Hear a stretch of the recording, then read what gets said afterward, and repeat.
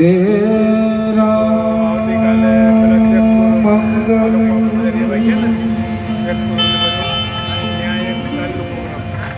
तेरा मंगल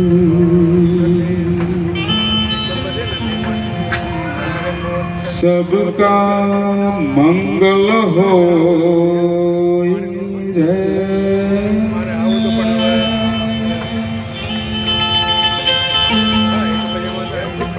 जिस जननी ने जन्म दिया वो जननी का मंगल हो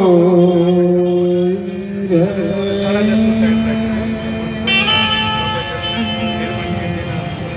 पाला पोसा और पढ़ाया वो पिता का मंगल हो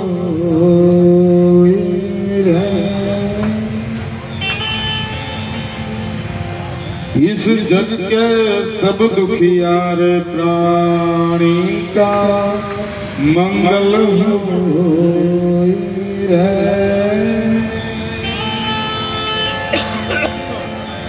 जल में थल में और गगन में सब प्राणी सुखिया हो रे। निर्भय हो निर्भय बने सजन मेरा मई हो रे। अंतर मन की गांठ टूटे सब अंतर निर्मल हो रे। मेरा मंगल तेरा मंगल सबका मंगल हो रे।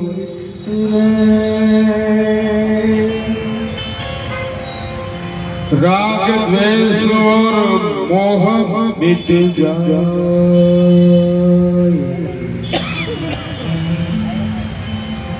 राग द्वेष और मोह मिट जाए। सील समाधि हो रे। शुद्ध धम धरती पर जागे पाप पराजित हो रे।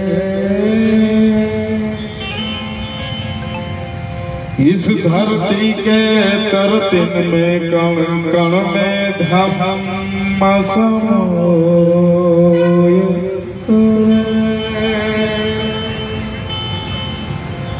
शुद्ध धम्म जन जन में जागे घर घर में शांति समोय रे। मेरा मंगल तेरा मंगल सबका मंगल हो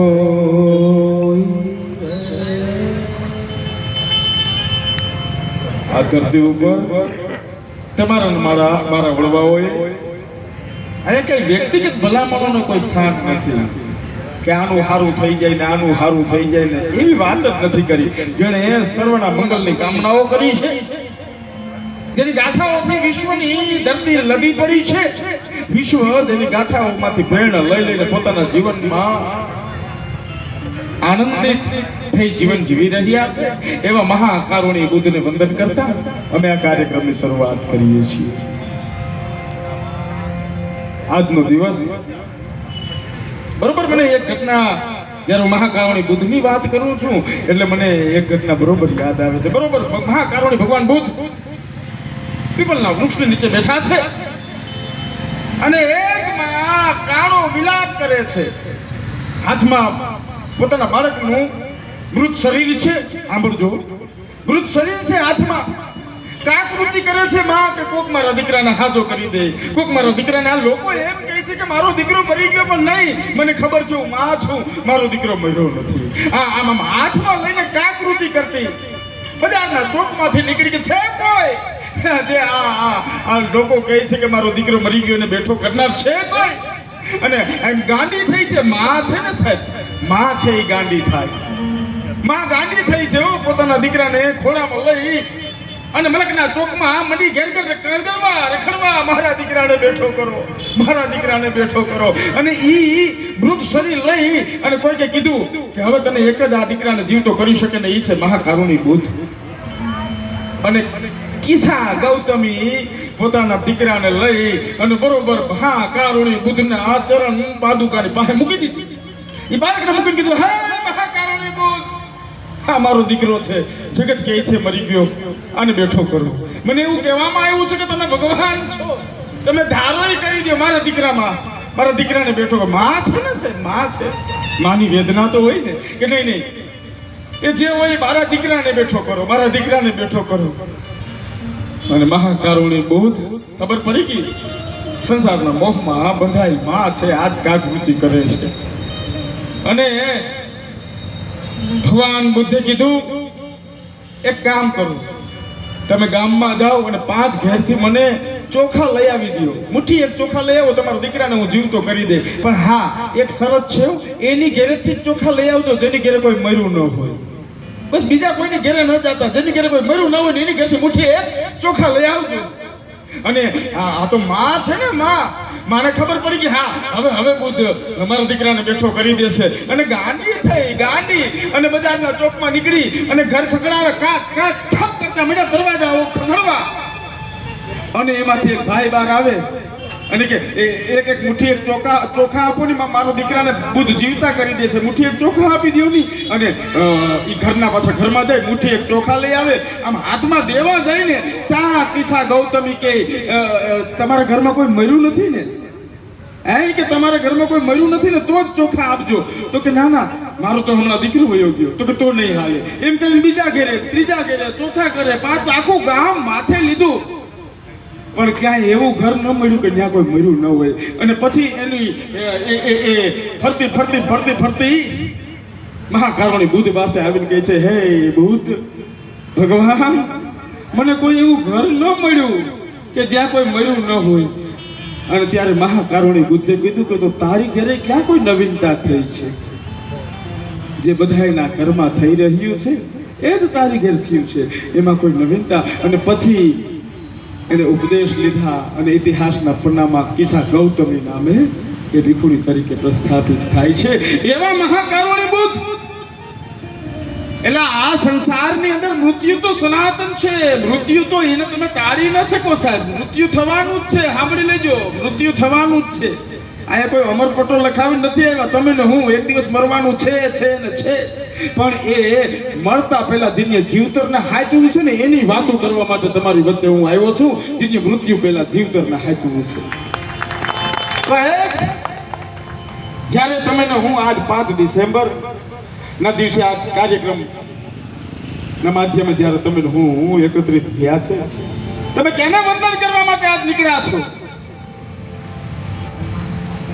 જે મહામાનવ હમણાં યુનેસ્કોને એની યુનેસ્કોમાં બાબા સાહેબનું સ્ટેચ્યુ મૂકવું પડ્યું યુનેસ્કોમાં, અને એને જાહેર કરવું પડ્યું. અહીંયા તમે સ્ટેચ્યુ તોડી શકો, વાહ તમારી 5 પેઢી ભૂગે એમ નથી. ત્યાં મારા બાપના સ્ટેચ્યુ છે, ત્યાં તમારથી ન પુગાય છે. તમે કેના અવાજોને બંધ કરશો? કેના? હા, એટલે હું જેની આજ તમને વાત કરવા માટે આવ્યો છું, જેને તમને આજ 2-4 વાતો આપણી વચ્ચે તાકાતથી મૂકવા આવેલો છું કે વિસન આવે, વિસન આવે, વિસન આવે. વિસન છે એ બાબા સાહેબની વાતો કરે છે અને તમને બાબા સાહેબ વિશે જાણવું છે ને એટલે તમે આવો છો. બાકી વિસન હારે તમને કોઈ લેવા દેવા નથી સાહેબ, તમને બાબા સાહેબ હારે એની વાતો હારે લેવા દેવા છે એટલે તમે આવો છો. તો જેને મારે તમને વાત કરવી છે, આગળ જતા હું વાત કરીશ, પણ 20 નવેમ્બર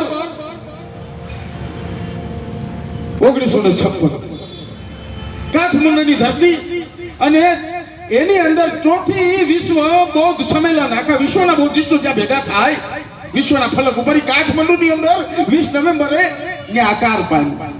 અને ત્યાં બાબા સાહેબ 20 નવેમ્બર 1956 ના દિવસે ત્યાં જાય છે. સાંભળજો માતાઓ, ખાસ સાંભળજો, હું આપની વાત કરવા જ આવ્યો છું. અને જ્યારે મેં વાત કરવાની શરૂઆત જ કરી છે ત્યારે મારે આપને ભલામણ છે, મને સમજવાના સાંભળવાના પ્રયત્ન કરજો. 20 નવેમ્બર 1956 ડોક્ટર બાબા સાહેબ આંબેડકર વિશ્વ બૌદ્ધિક સંમેલન કાઠમંડુમાં થયું અને બાબા સાહેબ ત્યાં એની પોતાની હાજરી નોંધાવવા માટે જાય છે. બાબા સાહેબ શા માટે વિશ્વ બૌદ્ધ સંમેલનમાં ગયા? એ આ ભારતની ઝાંખી કરાવવા માટે ગયા કે તમારા મૂળ તત્વના માલિકો ભારતમાં બેઠા છે, તમે એને જોતા રહેજો. હું અહીં જોડાણ કરવા માટે આવ્યો છું. બાબા સાહેબ એટલે કોણ? કે જેણે ભારત વર્ષમાંથી બુદ્ધને જાકારો દીધો હોય એને પકડી પાછા ભારતમાં પ્રસ્થાપિત કરનાર એ મહામાનવ એટલે ડોક્ટર બાબા સાહેબ આંબેડકર. જેની અમને મૂળ હારે જોડાણ કરાવી દીધું, પાછા ઘર વાપસી કરાવનાર, બુદ્ધને ઘર વાપસી કરાવનાર બાબા સાહેબ વિશ્વના દેશોના ફલકની વચ્ચે વાત કરી રહ્યા છે. 20 નવેમ્બર 1956 વિશ્વના બૌદ્ધિસ્ટો ભેગા થયા છે એકબીજા માટે વાતો કરવા. એ વિશ્વ બૌદ્ધ સંમેલન પૂરું કરીને 1 ડિસેમ્બર 1956 ના દિવસે બાબા સાહેબ મથુરા આવે છે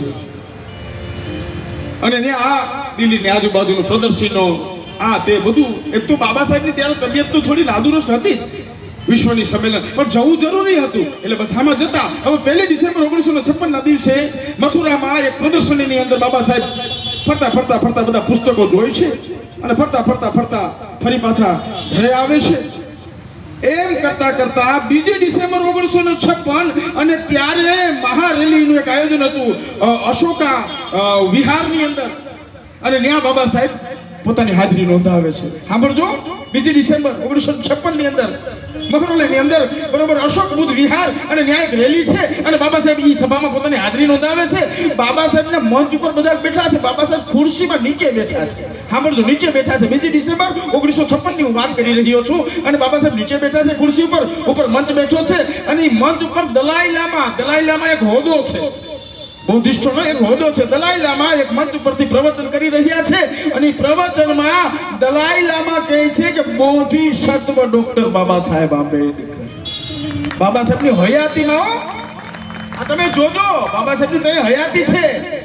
બાબા સાહેબ ત્યારે હામાં બેઠા છે, એના જીવતા જીવત જેને હોદ્દો મળી ગયો હોય, વિશ્વ જીવતા જીવત બોધિસત્વ એક બુદ્ધને કહેવાય બોધિસત્વ.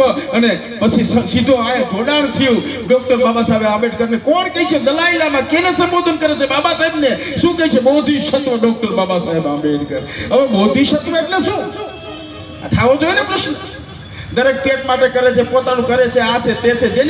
જેને વિશ્વના મંગલની કામનાઓથી નીકળી ગયા હોય, પોતાનું જ્ઞાન જેને વિશ્વ માટે ખુલ્લું મૂકી દીધું હોય કે હું એક બાબા સાહેબ ભણી ગણીને થયો છું, મારા જેવા હજારો બાબા સાહેબ જન્મે, એ જે વિચારોને સ્થાપી શકે એને બોધિસત્વ કહી શકાય, બીજાને નહીં. એક બુદ્ધને જ્ઞાન થયું અને એ નીકળી ગયા. એ બુદ્ધે જ્ઞાન દેવા માટે, બુદ્ધની અરહત એ પદને દેવા માટે નીકળી ગયા.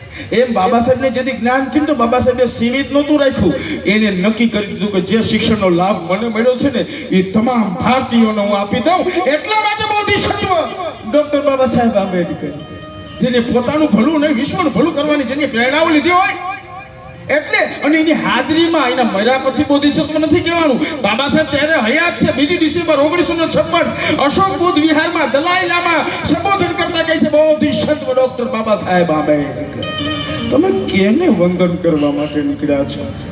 જેની હાજરીમાં એના પુરાવા થયા હોય. 1932 ની ગોળમેજી પરિષદમાં ડોક્ટર બાબા સાહેબ આંબેડકર આ બાજુ આમ એમ કે બ્રિટિશરો બેઠા છે, બ્રિટિશરોનો પ્રમુખ ત્યાં રામસા મેકડોનલ્ડ બેઠો છે અને એની વચ્ચે આમ તાકાતથી હાવત જેમ ગર્જના કરતો હોય એમ ડોક્ટર બાબા સાહેબ આંબેડકર તમારું પ્રતિનિધિત્વ થઈ અને બોલે છે કે ક્યાં સુધી તમારે આને દબાઈને રાખવા છે?